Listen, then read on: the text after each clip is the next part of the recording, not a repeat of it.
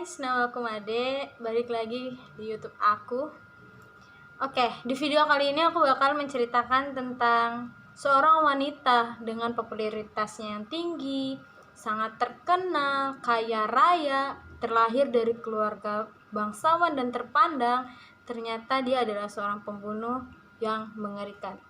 So, bagi kalian yang penasaran siapa wanita ini dan bagaimana ceritanya, please sebelum itu kalian subscribe dulu, komen, like, terus share ke teman-teman kalian apa yang kalian tahu dari video aku hari ini. Oke? Elizabeth Bathory lahir pada tanggal 7 Agustus 1560. Ia adalah anak bangsawan dari Hungaria. Keluarganya adalah keluarga tertua dan terkaya di Transylvania. Ayahnya bernama George dan ibunya bernama Anna Bathory. Keluarga mereka adalah keluarga paling kaya di Hungaria pada masa itu. Keluarga besar Elizabeth juga memiliki orang-orang terpandang. Salah satu sepupunya ialah seorang perdana menteri di kerajaan Hungaria. Salah satunya lagi adalah kardinal, dan pamannya sendiri yang bernama Stephen adalah raja Polandia. Namun keluarga besarnya Elizabeth ini tidak hanya menyandang status popularitasnya dan kekayaan, tapi mereka memiliki sisi lainnya yang lebih gelap, yaitu salah satu pamannya adalah penganut satanisme dan paganisme, dan salah satu sepupunya itu mengalami kelainan jiwa dan terjerat kasus kekejaman seksual. Pada tahun 1575, di usia 15 tahun, Elizabeth menikah dengan Count Ferenc Nadezhdy yang 10 tahun lebih tua darinya. Karena suaminya berasal dari bangsawan yang lebih rendah dari Elizabeth, maka Ferenc Nadezhdy menggunakan nama belakang Elizabeth yaitu Bathory, tidak Nadezhdy. Lalu Elizabeth menggunakan nama keluarganya sendiri yaitu Bathory dan tidak menambahkan nama Nadezhdy di belakang namanya. Elizabeth dan Ferenc tinggal di istana Katice yang berada di atas pegunungan di desa Katice di dekat lembah. Kastil ini adalah hadiah pernikahan dari Elizabeth untuk sang suami. Suaminya Elizabeth, Ferenc, itu sangat jarang menemani Elizabeth di rumah karena Ferenc lebih fokus dengan karirnya. Ferenc lebih fokus berada di medan pertempuran yang saat itu melawan Turki Utsmani atau Ottoman Empire. Ferenc kemudian menjadi terkenal karena keberaniannya di medan pertempuran dan dianggap sebagai pahlawan di Hungaria dan diberikan julukan sebagai Black Hero of Hungaria.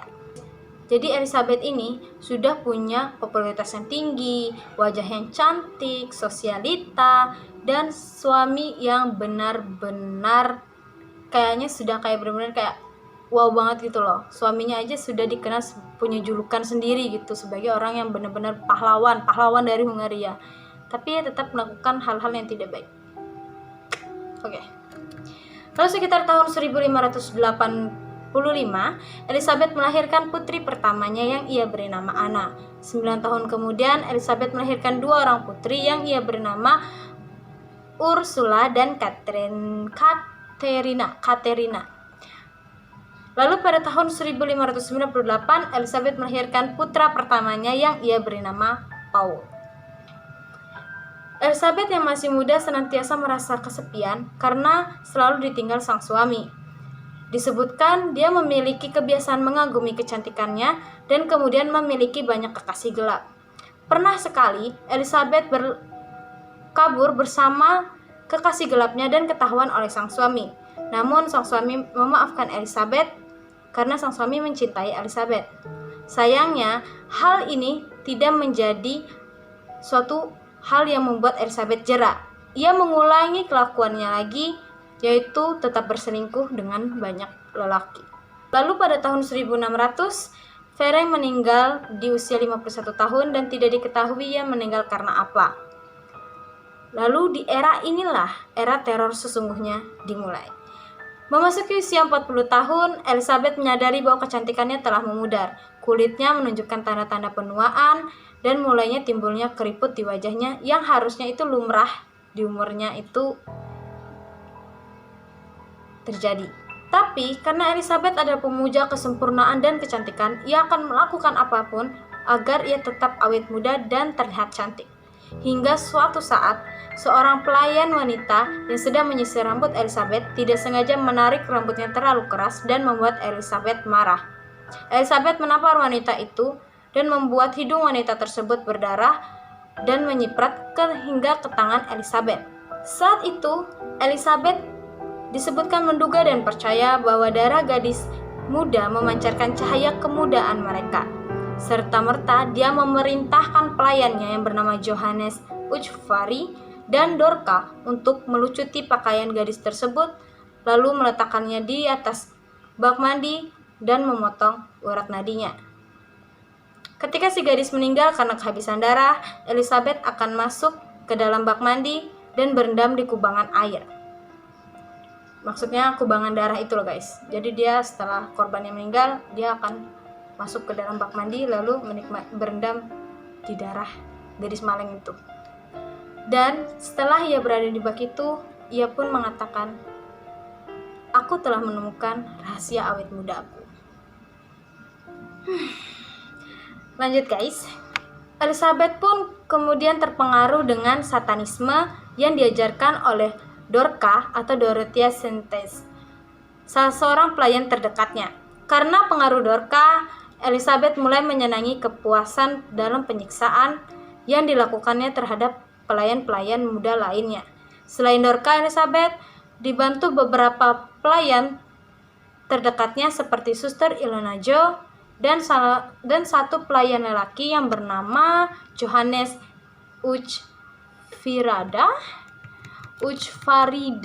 Johannes Uchfarida. Mungkin aku bakal tulis bawah gini, Johannes Uchfarida, karena aku takut salah nyebut nama.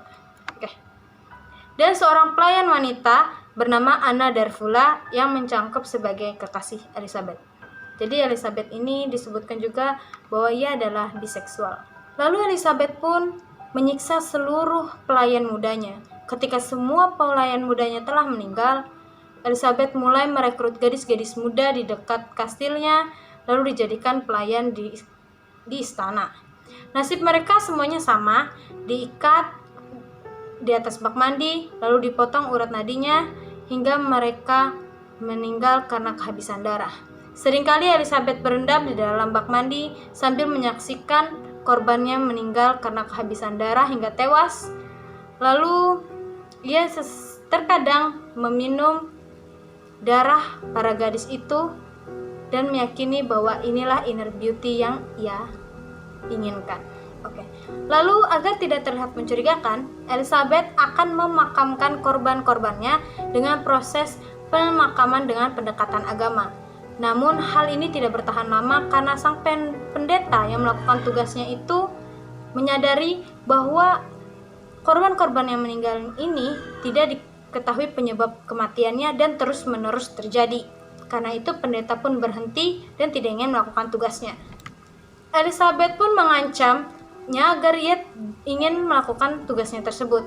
Tetapi pendeta tetap menolak. Karena Elizabeth mulai kehabisan alasan, Elizabeth pun tidak lagi menguburi jasad-jasad para korbannya, melainkan membuangnya secara acak di beberapa lokasi seperti sungai di belakang kastil, sebuah ladang, lalu kebun sayur dan lain-lainnya. Hingga suatu saat penyiksaan Elizabeth terhenti saat salah satu korbannya sempat melarikan diri dan menceritakan semua ini kepada pihak berwenang tentang apa yang terjadi di kastil tersebut.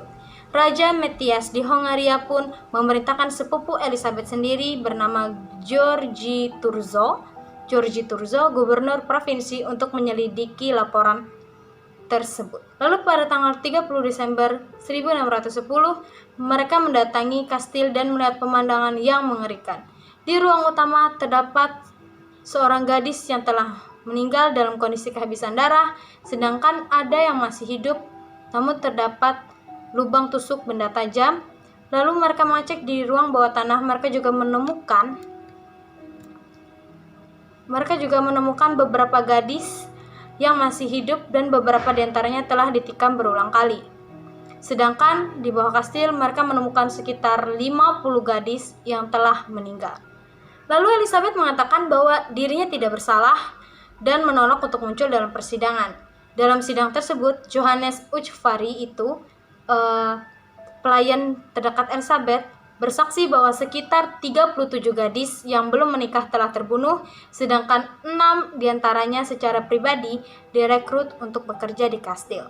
Pengadilan mengungkapkan bahwa sebagian besar gadis-gadis disiksa selama berminggu-minggu hingga berbulan-bulan. Mereka dipotong dengan gunting, ditusuk dengan sebuah pin, bahkan digantung di langit-langit untuk membuat sebuah pancuran darah. Salah satu budak Elizabeth bersaksi bahwa sekitar 40 gadis telah disiksa dan dibunuh.